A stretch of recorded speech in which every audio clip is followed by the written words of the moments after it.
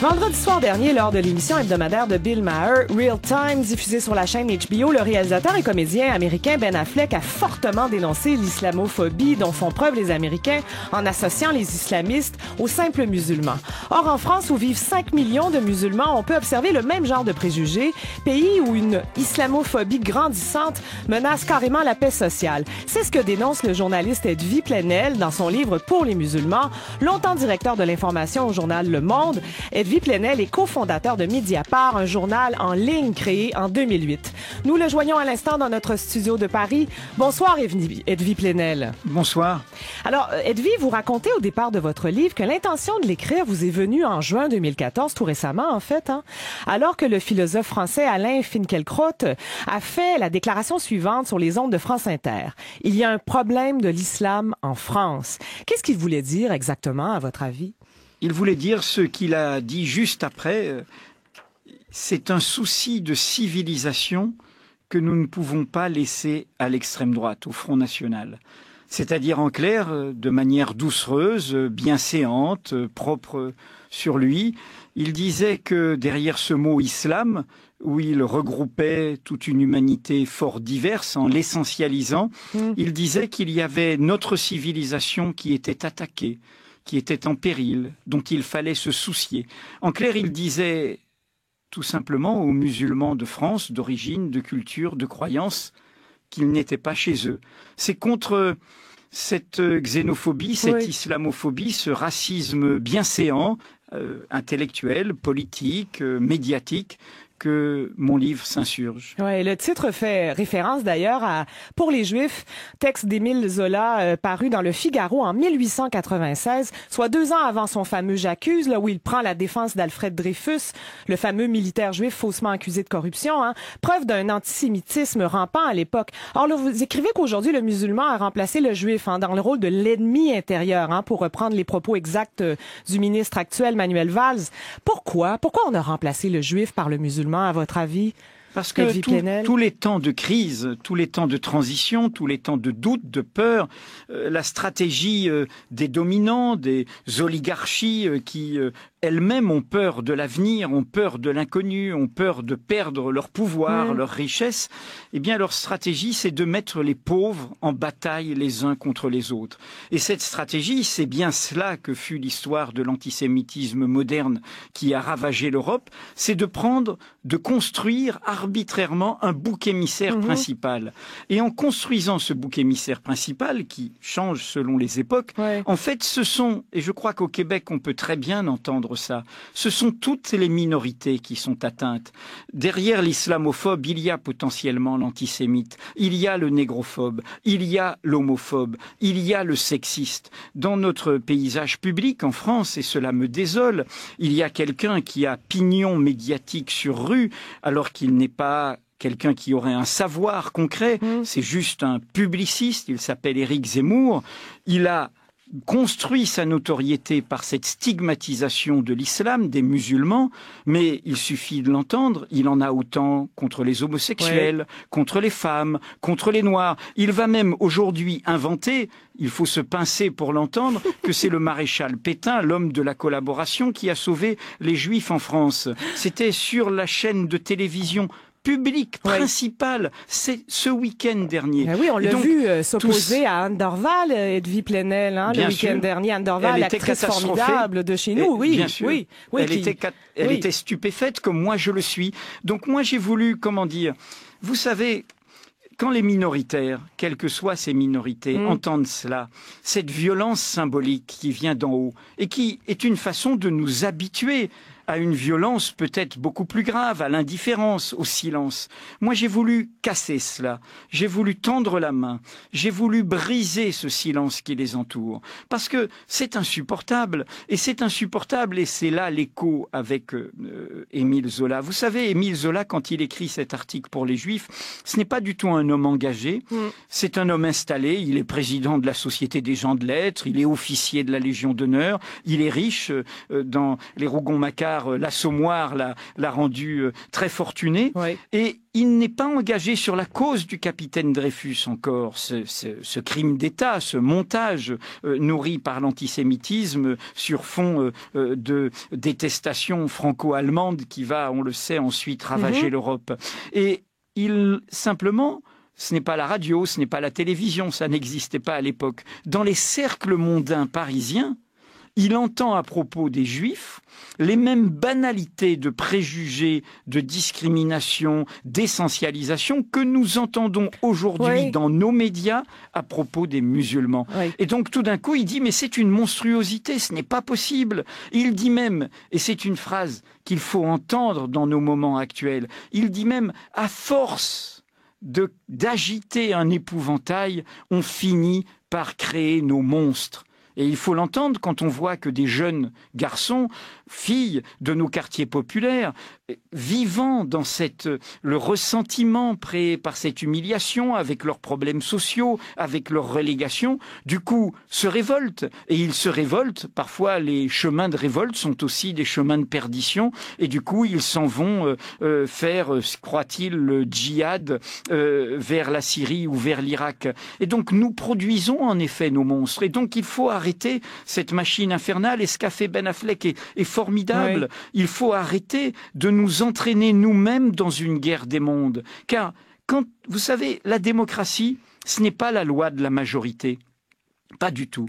C'est le souci des minorités. Et c'est les minorités qui font avancer. Car la majorité, elle est installée, elle est confortable, elle est repue, elle ne veut pas, elle n'a rien à gagner, elle pense qu'elle a tout à perdre. Ce sont toujours les minorités ou les dominés. Les femmes ne sont pas la minorité, mais c'est les femmes qui ont été très profondément ces dernières décennies les agents de notre modernité. Ouais. Et donc, ce que je crois là est une alerte sur nous-mêmes. Mon livre ne dit pas ce qu'est être musulman, il y a 1000 façons de l'être.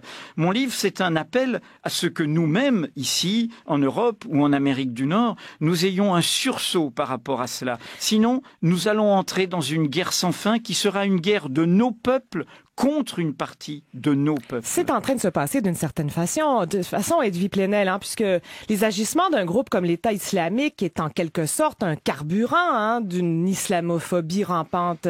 Alors que les Français sont déjà engagés là, militairement contre l'État islamique et qu'ici au Canada, sachons-le, c'est aujourd'hui que nos députés doivent voter sur notre participation à cette coalition. Qu'est-ce que vous pensez, vous, de cette intervention militaire? Eh bien, moi, je voudrais dire à ceux qui nous écoutent qu'il faut, dans des moments comme cela, faire comme Spinoza, ni rire ni pleurer, comprendre. Derrière tout crime, derrière ces mots qu'on agite de barbarie, il y a des causes. Et ce qui est la force d'une démocratie, c'est-à-dire un lieu de délibération collective, c'est d'essayer de comprendre les causes pour pouvoir agir. Frapper sur les effets sans avoir pensé les causes, c'est une impasse. Or, dans le cas de ce soi-disant État islamique, à l'idéologie totalitaire et qui n'est évidemment pas assimilable à l'islam dans sa globalité. Qu'y a-t-il?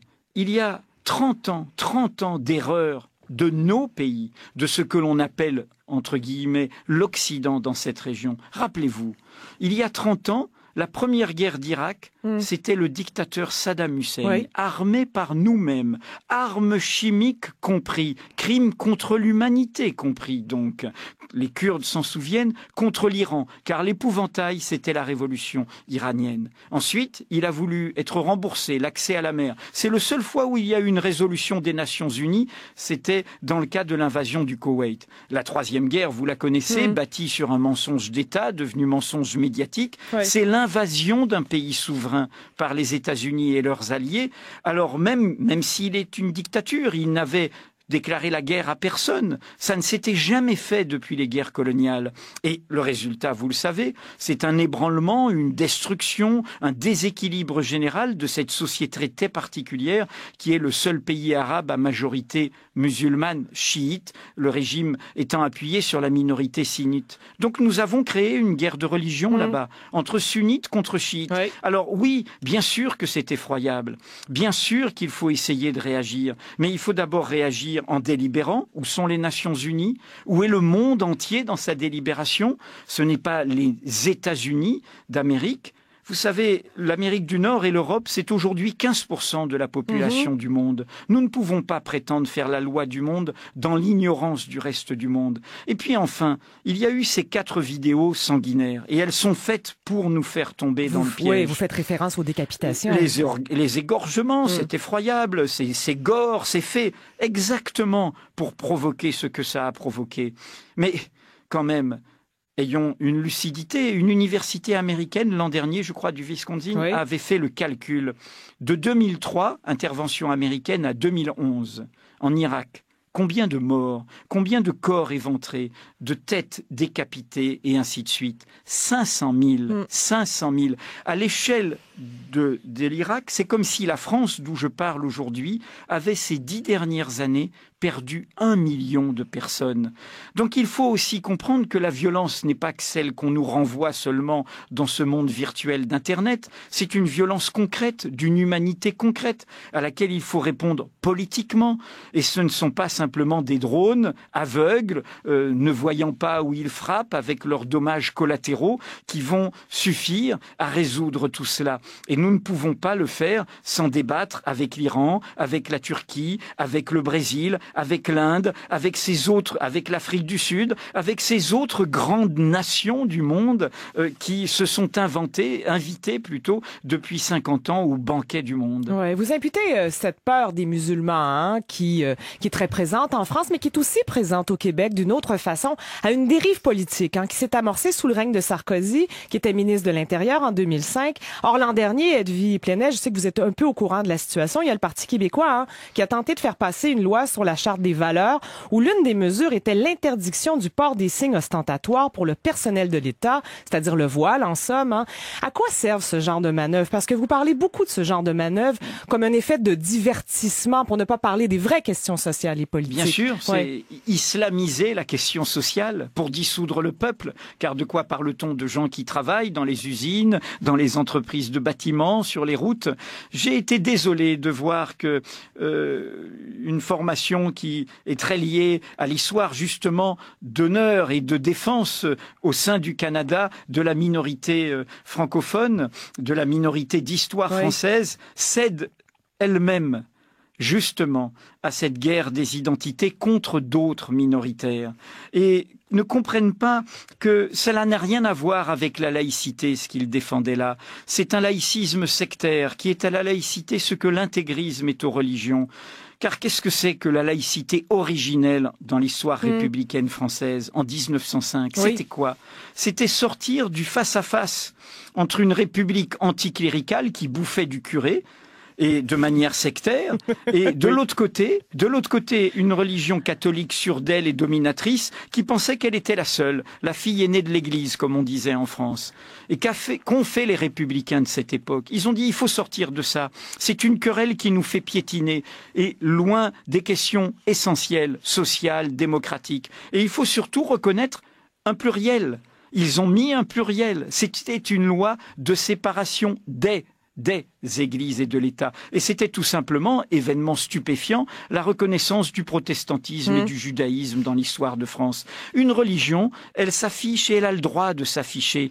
Comment un peuple opprimé, un peuple travailleur, il vient avec ses croyances, le soupir de la créature sans espoir. Eh bien, on va lui enlever ce peu de transcendance. Non, moi, ce qui m'importe, c'est ce que nous faisons ensemble. Ce sont nos luttes, ce sont nos combats. Ce n'est pas ce que nous croyons séparément. Et un foulard, une viande halal, une mosquée, un lieu de prière, l'affirmation d'une croyance, c'est pas ça qui me menace. Des idéologies religieuses peuvent être combattues, oui, mais la pratique d'une croyance, c'est ce qui appartient à chacun. Et en revanche, c'est dans la cité commune que l'on peut inventer le chemin de la laïcisation. La loi de laïcité en France, vous savez, elle a créé, et le Québec a vécu ces soubresauts au retour, c'est le christianisme social. Contre l'Église et sa hiérarchie conservatrice, des chrétiens ont dit, mais oui, finalement, il y a une cité commune, mais ils y ont été en chrétien. La jeunesse ouvrière chrétienne, la jeunesse étudiante chrétienne, le mouvement Le Sillon de Marc Sangnier, ça a donné des chrétiens comme témoignage chrétien. témoignage chrétien mettait le mot chrétien et le met toujours. Il ne le mettait pas, il ne le cachait pas, qu'il ne cachait pas son foulard chrétien. Et en revanche, ils étaient parmi les premiers résistants contre le nazisme, parmi les soutiens à l'indépendance algérienne. Moi, je revendique ici, comme pour vous là-bas, que nos compatriotes musulmans puissent avoir le droit, comme nos compatriotes juifs, protestants, catholiques, d'être québécois, canadiens, français et musulmans, pas l'un sans l'autre, pas l'un contre l'autre, pas l'un au-dessus de l'autre, car c'est ça l'avenir du monde, c'est ce tout-monde de la relation où nous vivons l'universalisation de valeurs démocratiques communes dans la pluralité de nos appartenances. C'est ça le chemin d'une société d'individus et c'est vraiment cela que les tenants des identités fermées veulent nous empêcher. Et c'est l'essence de votre livre, hein, pour les musulmans, donc est publié aux éditions La Découverte. Et le livre est disponible au Canada seulement à compter du 21 octobre. Il est à lire, hein. Edwy Plenel, merci. Et bonne fin de soirée à Paris. Merci beaucoup.